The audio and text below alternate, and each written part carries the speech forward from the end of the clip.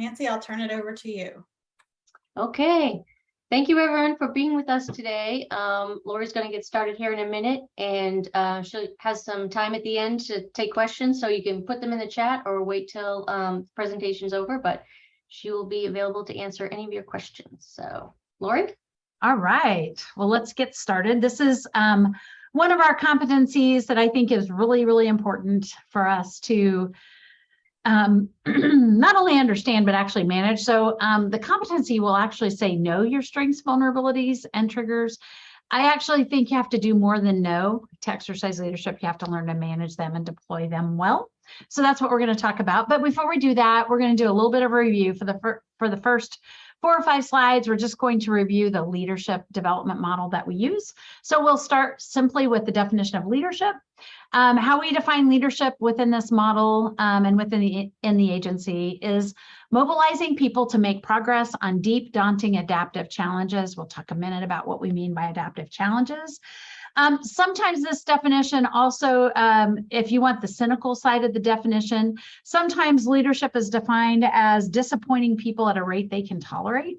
Just saying that leadership is one of those things that we want to do as much as possible, but it's a challenge to actively pursue leadership and our leadership development on a regular basis, because it's really easy to get sidetracked.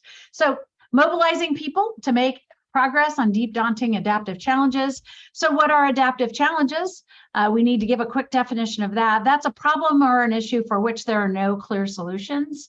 That means a couple of things. First, there's a chart that we're going to show you next, and that says what it means. It means that there's technical work and there's adaptive work. Technical work means that there's a clear solution and problem. We know what it is. We know whose work it is. We can call in an expert or an authority. The work happens pretty efficiently and pretty quickly. Usually the problem is fixed, and whoever can fix the problem has some competence and skill to do so. So Lynette's sitting here. I see her on the call. So a technical issue, occasionally IT people will get a message from me that says something no worky. That means something no worky on my computer. And they come up and, touch my mouse or touch my keyboard or lay hands on my screen, and everything magically works because they're an expert and they can efficiently do that, and it takes care of it.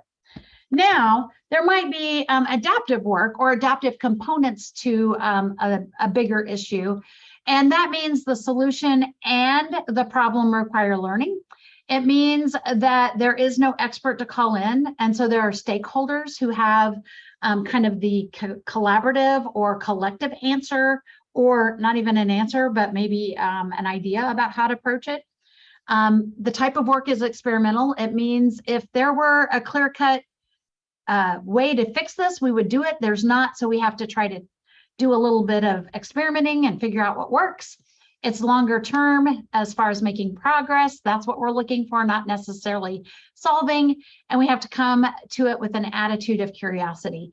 And quite frankly, a lot of the work that we do with clients and families is right there, right?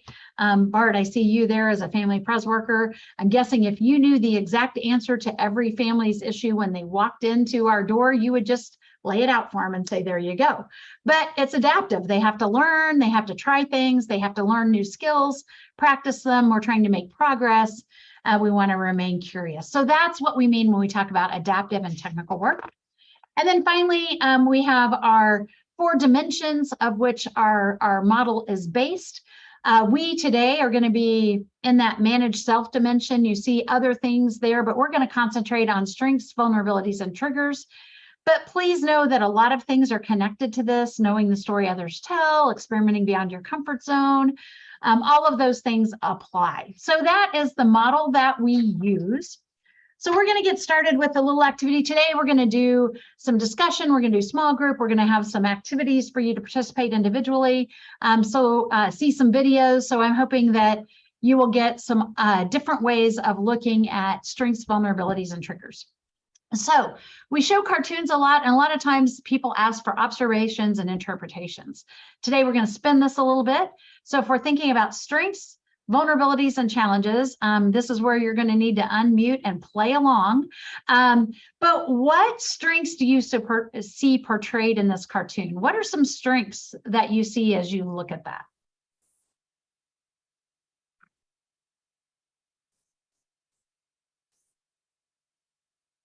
What might be a strength that you see in that room? The person entering has observation skills. Okay, yeah. That person's already going, wait a minute, something's different here. Okay, what else?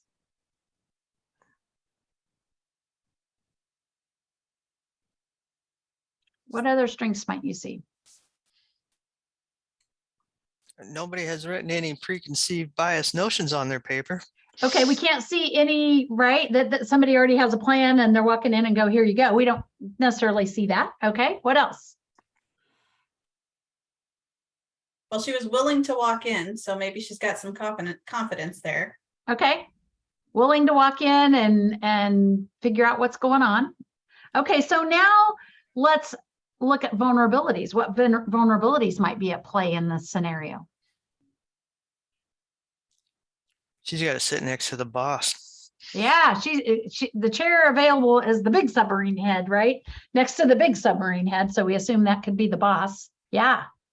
What other vulnerabilities? She is not a submarine head, so her Yeah. being different.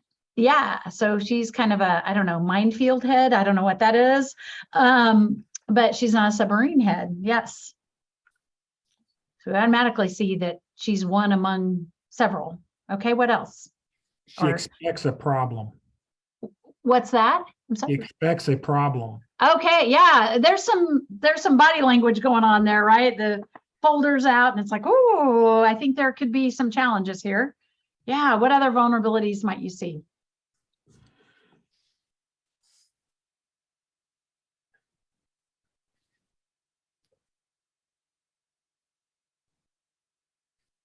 Okay, well, how about triggers? Any triggers that you might see in that cartoon? For me, a trigger would be walking in late, feeling like I was walking in late as the last one. Okay, so yes, there could be a little bit of she's the last one to arrive, so a little trigger there. Previous bad experience with submarine heads. Previous bad experiences, yes. Well, she's the only one of her kind. She's the only one of her kind. How about we flip the vulnerability the other way? She's a mine Oh, and the rest are submarines. Is there an explosion coming? I don't know. Is that a vulnerability for the submarine heads, right? and why is she Better. there? Why was she invited? What's her? Yeah, exactly. Was she invited? Did she invite herself? Did she walk in by accident? Right. Lots of different vulnerabilities. Okay, so you get the picture. I just wanted to use this cartoon and flip it a little bit as a way for us to start exploring what our strengths, vulnerabilities, and triggers. So we're going to start a little bit with just some quick definitions. Not that you all don't know what those are, but just so that we can be on the same page about how we might approach those for this time together. So strengths are leadership competencies that come most naturally to you. So it's our wheelhouse, our comfort zone, our sweet spot, right? When we're doing our work and we're working on leadership and taking acts of leadership or exercising leadership, man, we're in our confidence area. We're like, I got this. Vulnerabilities are weak points. They're not weaknesses, weak points that could derail your attempts at the practice of leadership. They could be personal or positional. They could be about skills or background. So we saw that in the cartoon, right? We talked about, is she sitting by the big submarine head? Is that positional, personal? I'm the only one in the room that's like this. No one else, is from my crew, so to speak. And then triggers are actions, behaviors, or events or ideas that set us off positively or negatively, and they cause a reaction, not a response. There is a difference between reacting and responding. And sometimes these triggers defy logic. As you start exploring your triggers, when you talk about defying logic, I have a couple of triggers that make zero sense. They just make zero sense. but I know they trigger me, and it has to do with some experiences, right? Bart, I think, said previous bad experiences with submarine heads, right? There are some things that it's only happened once and it's never happened again, but that one time still triggers me when I'm in certain circumstances. All right, so we're going to dig into each one of these really quickly. Strengths.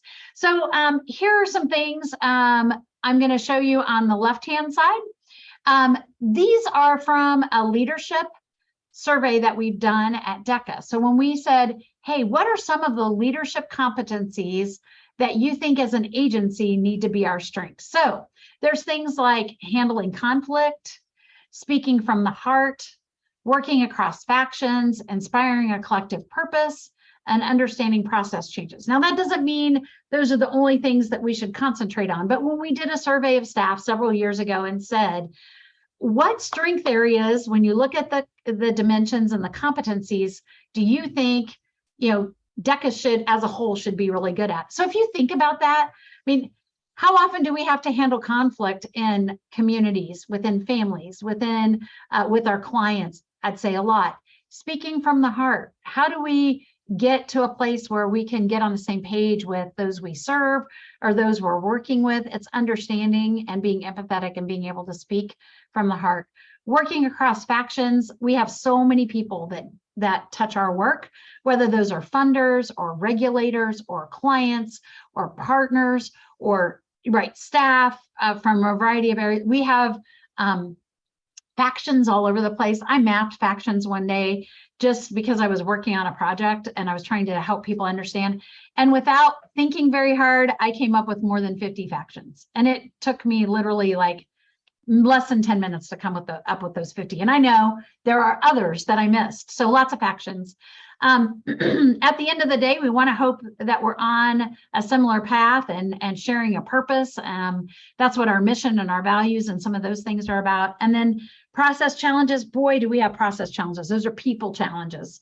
Those are people, how things get touched and when they get touched and how they get touched. We have lots of that. So as you look at the leadership development model, it's important to see that each of us have different strengths that we bring to the work. As we think about strengths that might be needed, we know that these dimensions, some are going to come very naturally to us, and we're going to pick experiments that align with our kind of wheelhouse and are most likely to lead to success. And other people are going to do the same thing, and their wheelhouse might be different. So how do we leverage those strengths and bring them together so we can begin to deploy ourselves more effectively in adaptive situations that we encounter? Now, there are lots of ways to figure out what your strengths are, not just about the dimensions. There are ways to do that in the leadership work, but we have assessments and inventories we use all over the organization. True Colors, Strength Finders, DISC, Predictive Inventory, Myers-Briggs, the Stretching Egg, lots of places that you can find some areas of your strength. And I would encourage you to, if you haven't done that, to take part in one of those to learn a little bit more about yourself. So another thing within our leadership model that we talk about is how do we take our strengths, but then how does that all fit in our leadership work? So in this particular graphic, you see at the top all the people in the world, and then at the bottom you see all the situations in the world, and then you, right? You can put your name in there. Those are your values, experiences, skills, family, preferences, triggers, all those things wrapped up in a package. That's you. And so in that column that's you, when all the people in the world and all the situations in the world kind of align, that's your sweet spot. And man, that is where you can rock and roll and get it done. Now, if it were only easy for us to stay in our sweet spot, right? Because my sweet spot sometimes feels very narrow. And if I'm not careful, I get left behind because I've got this narrow sweet spot, right? So our job, if we're going to exercise leadership and deploy ourselves well, is we've got to keep building and expanding that column by experimenting and building our strengths. Because if we only stay in our strength area, we don't get to be everything that we need to be for the world and for our organization and for people who need us. So that's strengths. It gives us kind of a little bit of a background on that. How about vulnerabilities?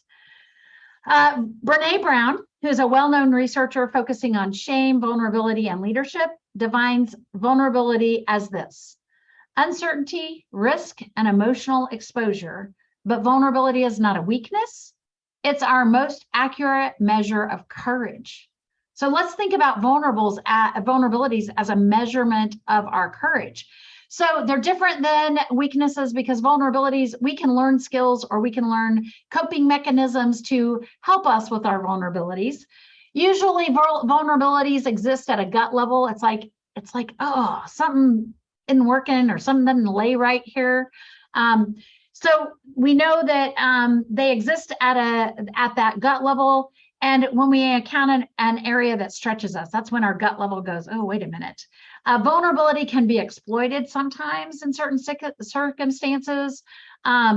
When we work with addiction and abuse, when that occurs with those we serve, we can be open for attack emotionally and mentally. That's where our vulnerabilities live, are in our emotional, mental kind of capacity. Society tends to teach us to hide those vulnerabilities and to not let them show, kind of never let them see you sweat, right? We remember those kind of comments. And we're often taught to mitigate, dismiss, or minimize them. So courage comes when we feel safe enough to risk discussing our vulnerabilities so they actually can become strengths in our work.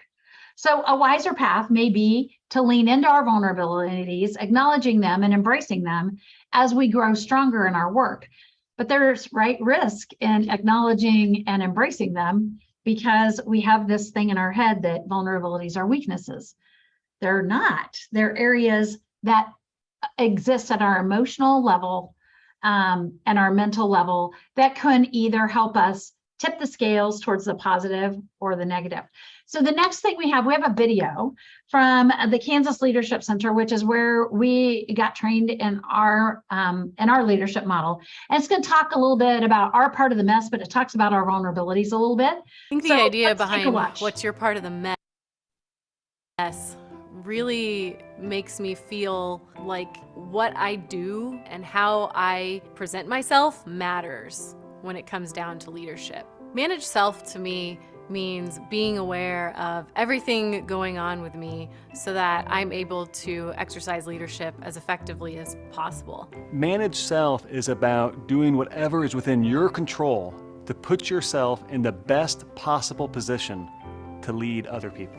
What it means to me is knowing what sets me off, knowing what energizes me, being able to to manage myself, to deploy myself in a way that is useful to the group or to the organization or to the issue on which we're working. It means understanding what my strengths are, my vulnerabilities, and then ultimately what my triggers are so that I'm able to stay engaged. Lots of things can get in the way of you managing yourself. A big one is getting triggered. Viktor Frankl, the Holocaust survivor and great author, talked about that there's a space between the stimulus and the response. Something happens that stimulates your activity and then you respond. That space in between, that's where you can choose. You can choose to be curious. You can choose to exercise leadership. When we don't manage ourselves, we don't take that time to choose. We just act. And if you're just acting, you're not leading. Getting triggered. That is definitely not something I enjoy happening. A lot of the times I find that it really, the feelings I get, my stomach gets a lot tighter. I'm sick inside. Butterflies moving, things happening, my heart pounding. My breathing might be enhanced. My thoughts start to all just run together. I'm probably muttering something under my breath that I maybe wouldn't say out loud. It'll feel like I'm not even part of what's happening in the room. And I end up acting out of emotion. And I know usually halfway through it, it's not going to end well. That's what it feels like to me. I feel it in my gut and in my heart, and then I regret it afterwards. So sometimes a trigger could be something that a person says, something that a person does. But often when I've been triggered, I find that it's my sensitivity to all of those things. That it's not necessarily the comment somebody makes, but it's my sensitivity to that comment. And the important thing that I have learned and continue to work on is how to manage those reactions. If I'm not there, if I'm triggered and I get myself taken out of the game, I can't lead, period. Showing emotion is really great. Acting with passion is wonderful. But leadership requires strategy, and leadership requires your best thinking. And if we are acting out of emotion, we're probably not at our best logic-wise, thinking-wise. Again, that idea of there's that time, that space between stimulus and response. How we use that space determines how well we lead. I think this the video idea talked behind a lot what's about your part of the triggers. mess. Talked a lot about triggers, but let's think about what triggers us. Usually it's our vulnerabilities that put us in a place where we get triggered, because our vulnerabilities live in that emotional and mental space inside of us. And our vulnerabilities, sometimes we feel, lessen our ability to engage in the way we want to. So then, right, we get triggered. So it's important to understand our vulnerabilities. So as the video said, triggers often put us in a place where we act without deliberation. So I said earlier, there's a difference between reaction and response. Triggers usually, when they're negative triggers, push us into reaction versus responding. When our triggers engage, it often takes us out of the leadership game. We become emotionally activated at our core, and how we react or how we respond will determine our ability to make progress in our practice of leadership with others. So when we are triggered, we are often act without thinking or deliberating. So it's without deliberation. We act instead of respond, or react instead of respond. If we are not keenly aware of our triggers within us or what triggers us, our reactions can sabotage our acts of leadership. They literally can ambush us out of nowhere, and all of a sudden we're kind of all worked up, and we are, as Amanda talked about, our thoughts are triggering. We can't even engage. Sometimes we don't even feel like we're in the same room. And when our triggers go unmanaged, they can affect relationships and ultimately sacrifice progress on an issue about which we care about. So you see that quote that Ed said from Viktor Frankl, who I think gave us a quote to really think about. In our response lies our growth and freedom. That response between stimulus and response. We have the opportunity to grow and to be free from some of the things that hold us back. Our work, in order to be more effective, is to become so aware of our triggers that we can see them coming a mile away. When we get so good at our triggers that we're like, oh, I know what's coming next, and be prepared for it, and maybe we can respond versus react.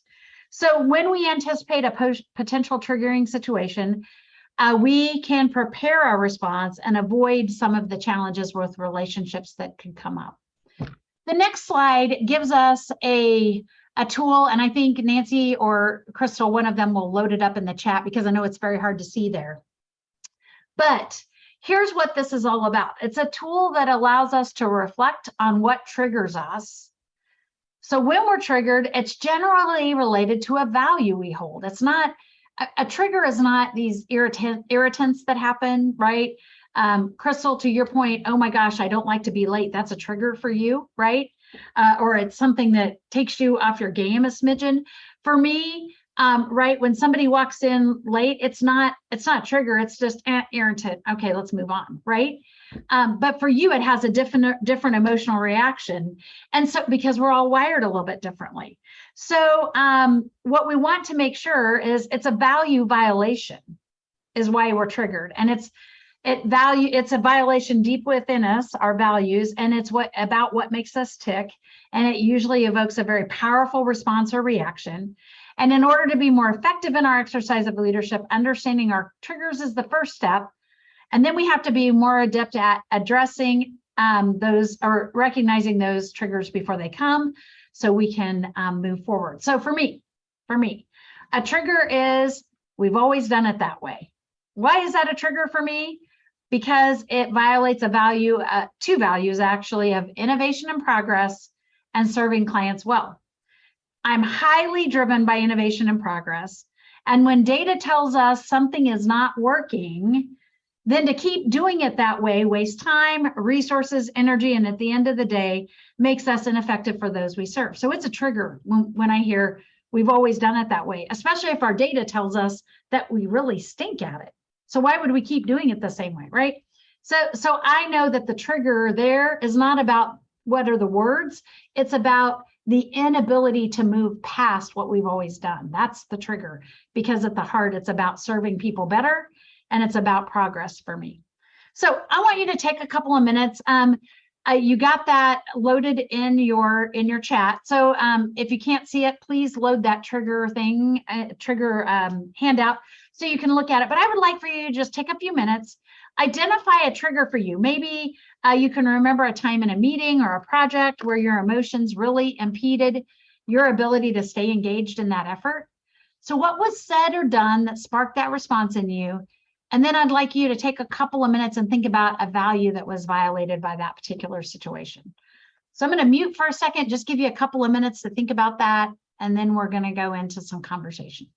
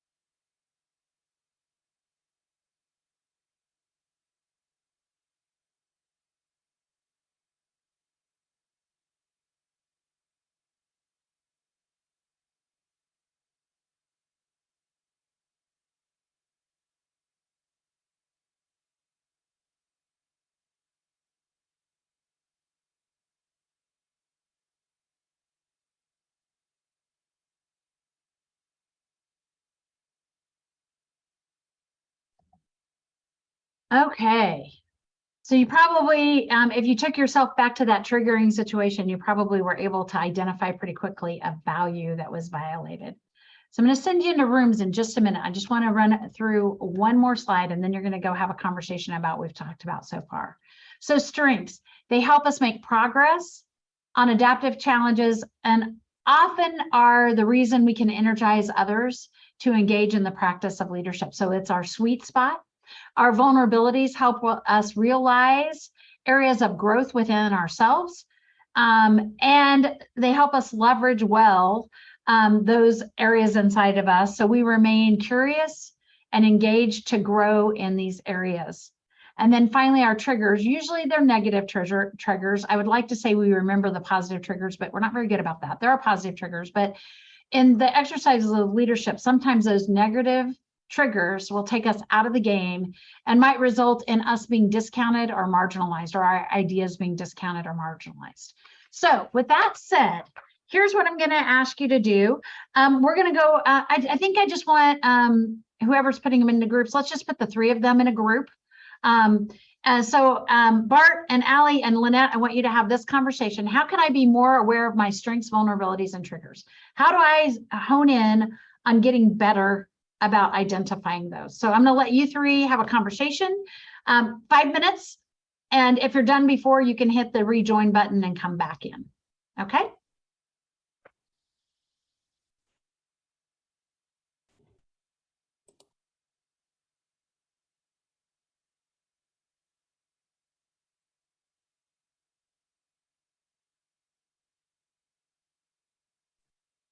I guess you two are welcome to join the room. I didn't know if you wanted to or not, so I didn't want to throw you in if you weren't ready for it. So That's okay. I had those three in a room, so. okay, cool. All right, when they come back, I'm not going to ask them to share like individually, but I'm just going to ask them to share any ahas that they've had so far. So, and then we'll go in and we have a video discussion, another discussion pretty quick, and then a video. So we should be, I timed this a couple times. I hope I've timed it well. So we'll see. Well, it's different when we have just a few people and it might not take quite as long. Yeah. Well, and I figure we go 40, 45 minutes. It's fine, but we'll likely go 45 to 50 would be my guess. So.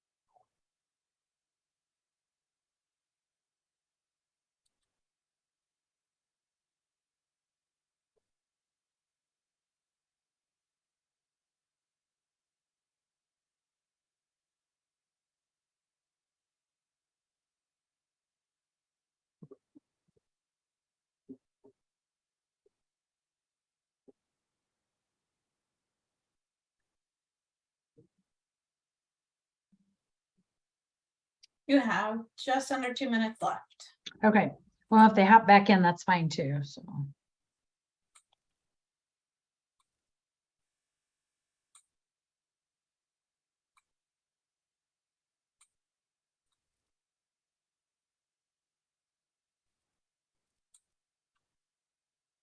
What's the weather doing there today?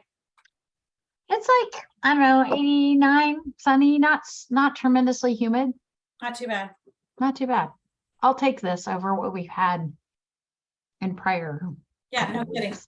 It was pretty nice last week when I was there.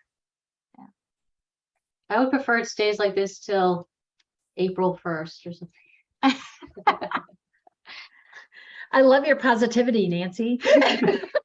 Every winter, I think, why do I live in a place with winter when I despise it so much? Yeah, I like the 4 seasons. I just don't like it when it's super, super hot or super, super cold. So, Yeah, and I don't like the dark either. I have a hard time with the dark. well, I think that's going to go away. They're going to do away with daylight savings time and everybody's going to be on daylight savings time. So I hope so, yeah. I guess it seems weird that that's what we spend Congress time on, but whatever. There've got to be other things that we should probably look at. I don't know. I get tickled sometimes. I'm like, so that's what you think is the highest priority. Okay, all right. But I'm not a farmer, so maybe that's, those kinds of things. So.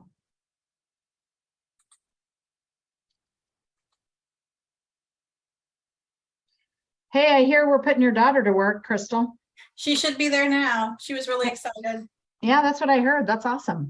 Yeah. Well,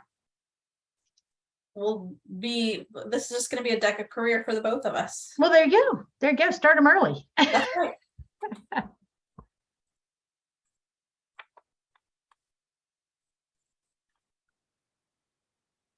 All right. Thank you all for having that conversation. I'm not going to ask for like individual work, but I would like to hear anyone's thoughts so far on your learning about this topic and anything that came up about, the topic in general. Any comments or thoughts?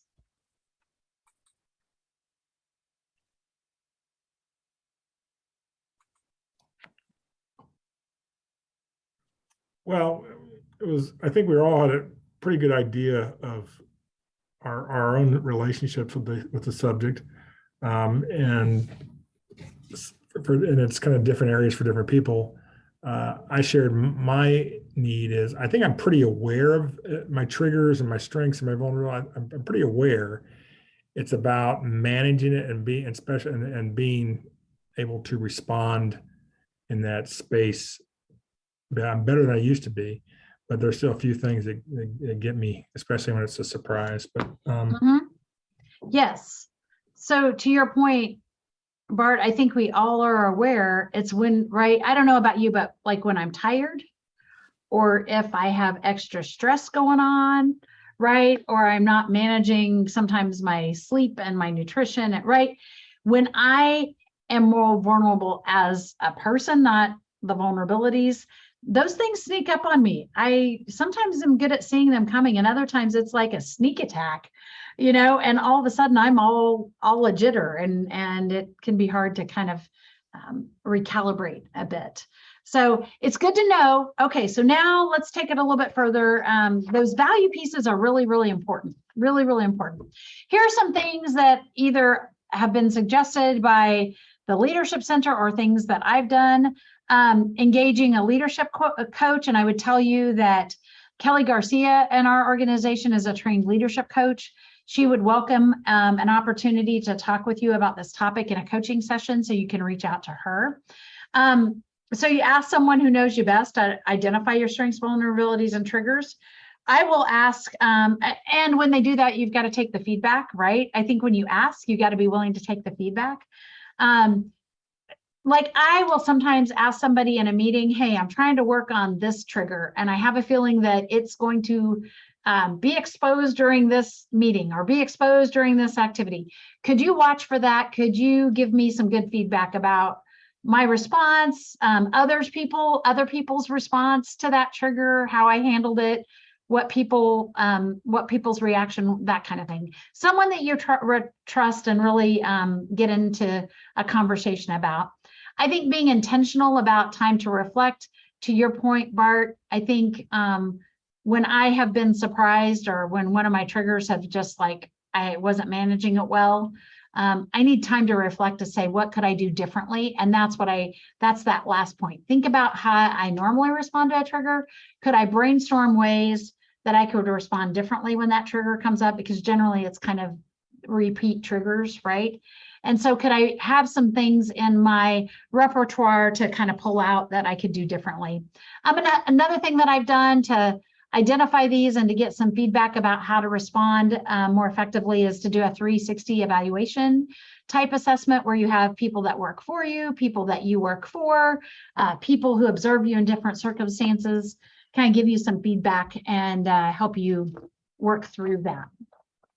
So the second handout in the chat that was given to you as a faction map, I would love it if you would click on that and download and save it. We're not going to spend a lot of time with it today because to do it well, you need to spend some time with it. I want it to be a tool that you can use as you think about your strengths, vulnerabilities, and triggers and how to deploy differently or more effectively. So I've used this faction map several times when I'm working with a group or on a particular project or issue that seems to be stuck and we're not making progress. It helps me think deeper about what are the factions at play, what are the strengths and vulnerabilities and triggers that I might have in relation to each faction. No surprise here, but somebody else's strength might be a trigger to me. And so if we need that strength in the group, then I'm going to have to learn how to manage my trigger that happens when that person exercises their strength. Because they're exercising their strength, they're doing what they need to do, but sometimes that can trigger me in some way. So I need to think about how I might do things differently, and then brainstorm stories they might be telling about why I care about this issue, why I'm triggered by certain parts of the work, how I respond or react when triggered. Kind of think about those stories, and then that gives me some tools to deploy myself differently. So I would encourage you to pull this out the next time you're struggling with making sense about how a project or a challenge is not progressing as you had hoped, or you're having a struggle with a particular faction within that work. Pull this tool out, spend some time with it, working through it. If you spend legitimate time working through the factions, I know you'll discover a new way to deploy yourself in the situation to move the project forward. Every time I've used this tool, it's almost been like a, well, duh. If you would spend the time, Lori, you would figure this out. And when I do, it's like, okay, now I can think about this differently. Hey, Okay, Lori, so yes. I'm sorry to interrupt you. Could you just take a minute and give us a quick definition of what a faction is? Sure. A faction is usually it's usually defined as a group of people who represent or reflect a certain part of the work. So for instance, when we talk about strategic change teams in the organization, one of the things we think about, do we have representations of all the program areas, right? All of our program areas could be a faction. Prevention, traffic safety, right? Family pres. I would say, as I'm looking at BART, within Family Pres, there's factions, right? There's Wichita, there's Kansas City, there's case managers, there's peers, there's supervisors, there's workers, there's DCF and us. So that can be factions.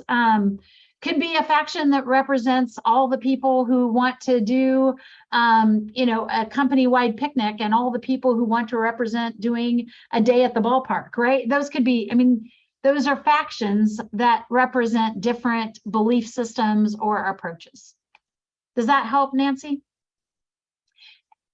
And those factions usually have loyalties too, right? Loyalties to particular strategies or loyalties to particular people, those kinds of things. So you kind of got to sort through that sometimes as well. Thank you.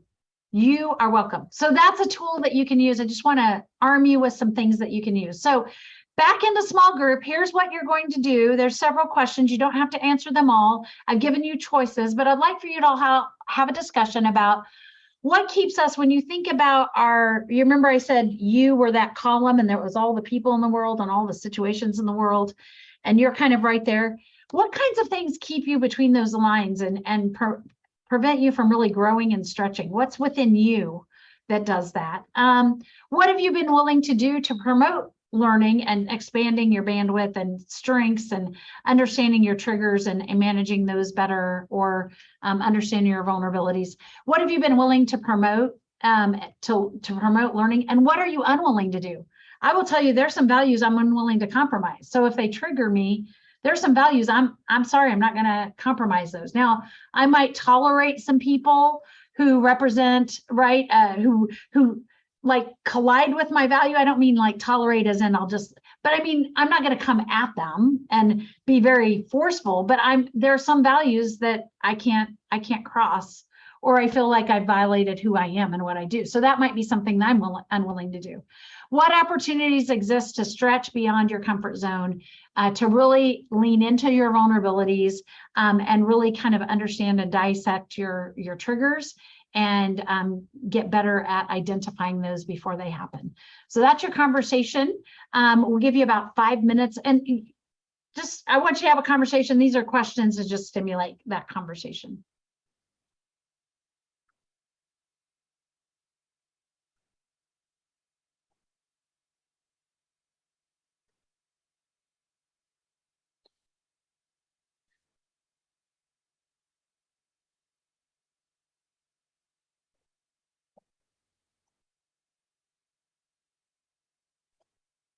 I'm sorry, we're going to be actually about good because the video is 5 minutes, so they'll come about 2:50, and then I'm just going to say a couple words, and then we'll do the video that's about 4 minutes and 50 seconds long. And then I did put a slide in to remind them of upcoming sessions. So Nancy or Crystal, are you guys writing down who's been here? Are we supposed to keep track of that so we can send them?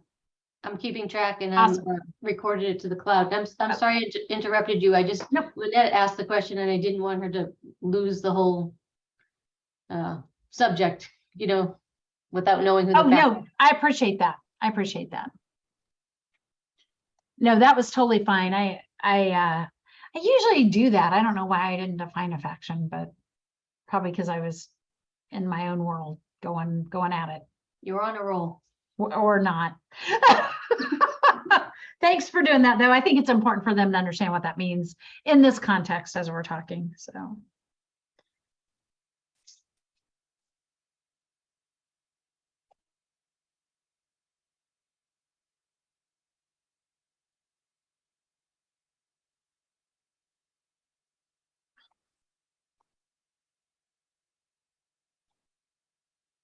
Crystal, is your daughter a freshman up here?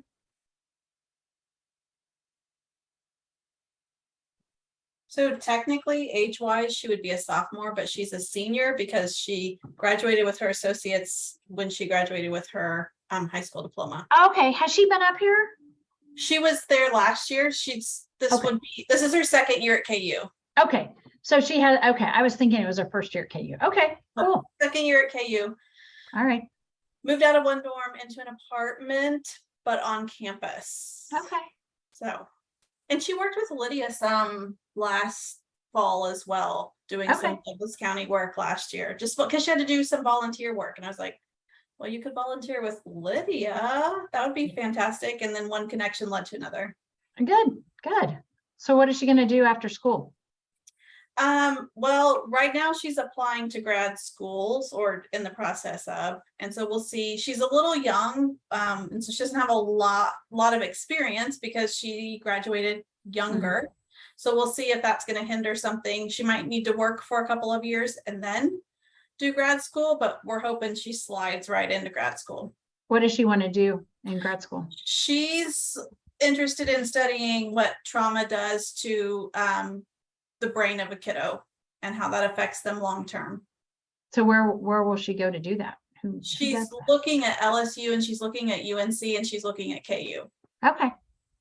It's not social work though, right? No, she doesn't want to be a social worker.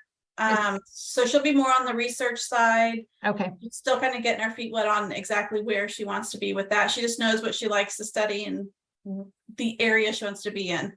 Okay, cool. My daughter graduated high school early and she struggled her freshman year because she was just not as mature as her peers. So that's great that Abby's doing so well. It's harder for her because all of her friends are just, they're in their sophomore year now. And so they're not at the same spot and she has to buckle down and she has to, Yeah, get her classes are harder. done. So it's a little bit harder for her, but I mean, she's there. She'll be good. And then she'll learn either, I need to take a little while to gain some work experience or I'll move on. Yeah. So I think it's a high expectation that we put on young people to know what you want to do when you're 18. Mm-hmm. I really do. Well, I have a 17-year-old in her senior year in high school, and she said, Mom, I'm tired of everybody asking me what I want to do. She said, I think I want to be a lawyer, but I'm not 100% sure. So when I say I think I want to be a lawyer, they go, oh, well, you should go here, or you should go do that. And she goes, I said, you don't have to know that right now. Nope. You don't have to know that even your first year or two in college. And if you're like most people, you'll change your major 2 or 3 times, and you may or may not go to law school right out of school. You may never go to law school, and it's okay. That's what I told her. I said, you may graduate and then decide not to go to grad school and work for a while or just work. And who knows where your life is going to go. But, you've got some goals. So at least you have goals and then you can navigate with those goals in mind. Yeah. And change them constantly. Yeah. We're never done learning, right? Hopefully. Right. I think we should change the conversation to what are you interested in right now? Yeah. That's a good question, Nancy. All right. Okay, so these questions were designed for you to begin to identify areas for you to practice leadership more effectively, to diagnose further your strengths, vulnerabilities, and triggers, how they play out when you're working and exercising leadership. I don't want to have, this really isn't, this was for your learning, so I'm not going to have you share out, but we are going to end our time with a video. And I asked earlier the question, what holds you back from stretching beyond your comfort zone? That was your question, one of the questions that you explored. Sharing your vulnerabilities, being transparent about your triggers, all of that are things that hold us back. And I know there was deep thinking about what really does hold us back, but this video summarizes what usually holds humans back. So let's watch it and think about how it applies to our leadership work.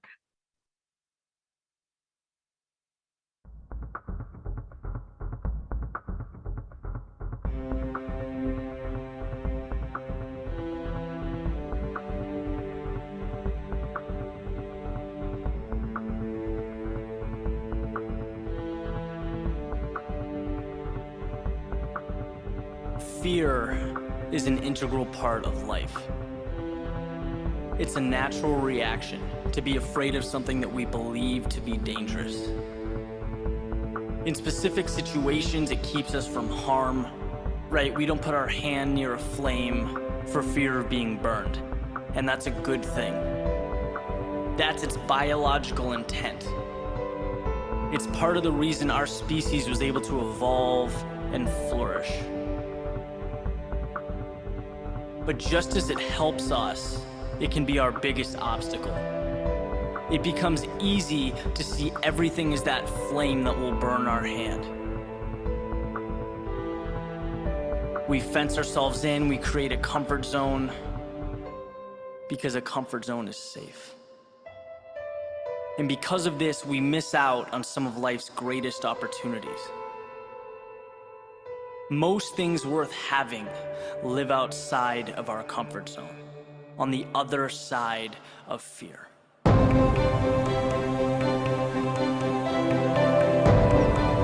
Everyone deals with being afraid. It's who we are. The difference lies in how we handle it. Quoting Peter McWilliams, he says that fear is a part of life. Whether we're bravely overcoming obstacles or hiding away scared, we all still face fear. What it comes down to is the decision to attack that fear and grow, or to run from it and suffer. To allow fear to limit the life you lead day in and day out. It's been said that a coward dies 1,000 times. A brave man dies but once. It's funny because you start to hear these things so much that they come across as cliche, right? Fear is the great barrier. How many times have we heard that? But when was the last time you woke up and did something about it? Made an effort to do exactly what you're afraid of. Put yourself on the front line. Put yourself out there. These are the experiences that shape our character, where we prove to ourselves that, hey, maybe it's not so bad. Realistically, the worst that could happen is that you don't meet expectations. It's that you fall on your face. In which case you pick up your pride, you look yourself in the mirror, and you get ready for round 2. Because round 2 means you come back more prepared, knowing what to expect. That's why it's been said that even if you fall on your face, at least you're moving forward. Eventually you'll adapt. This new challenge will become part of you. It becomes okay. It becomes comfortable. And look, just like that, you've expanded your comfort zone. Now you can move on to the next chapter. So remember, the people you admire, the people who have done great things, lit the path for us. It's not that they weren't afraid, it's that they used their fear as a tool for growth, not a crutch. It's part of the reason we have such awe and fascination with the great minds of history. Imagine Neil Armstrong looking back one last time before stepping into the spacecraft that would take human beings to the moon for the first time. Jackie Robinson suiting up for his first game with the Dodgers. The American colonists signing the Declaration of Independence. We don't think about it often, but just imagine if these people gave into the fear they must have felt overcoming these obstacles. What would we have? How different would life be? So my ask of you is that you find a way.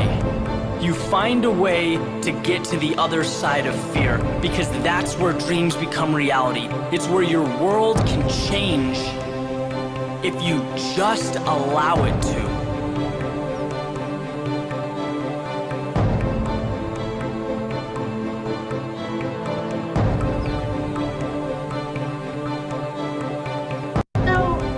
In order to really manage our strengths, vulnerabilities, and triggers more effectively, we have to be willing to confront those deep-seated fears within us. Fear of failure, fear of appearing incompetent, fear of being seen as a legitimate contributor, fear of our lack of knowledge or experience, and the list goes on and on. We all have them. Our mind can be a powerful tool telling us to be fearful and hold back, or it can tell us to take a risk and grow. And if we truly want to exercise leadership, the risk to grow has to be stronger within us than the fear holding us back. And that's really, for me, what managing strengths, vulnerabilities, and triggers is all about. How much am I willing to risk to learn and grow past what might be a vulnerable area or a trigger for me? How much do I care about a particular issue or challenge to take that risk? To overcome fear and that inability to stretch and grow. How willing am I to do that? So that's our challenge today. So thanks for joining us. I'm watching the time and we're right there. I do want to tell you we have a couple more opportunities in our leadership work coming up real soon, September 9. I think I got the time right. I think it's 9 to 10, not 9 to 11. 9 to 10, it's 1 hour. Manage self, and that'll be take care of yourself. And then September 22nd, 2 to 3, manage self, getting used to conflict and uncertainty. So just checking any questions. There weren't any in the chat. We caught Lynette's, I think, definition of faction. Any other questions for me before we head out for the day? All right. Bart, Allie, Lynette, thanks for joining today. Appreciate your time. Crystal and Nancy, thanks for helping manage me so we can get through all this. I appreciate your help. All right. Thank you, Lori. Yeah, I think we're all good. Thanks. Have a good rest of your afternoon.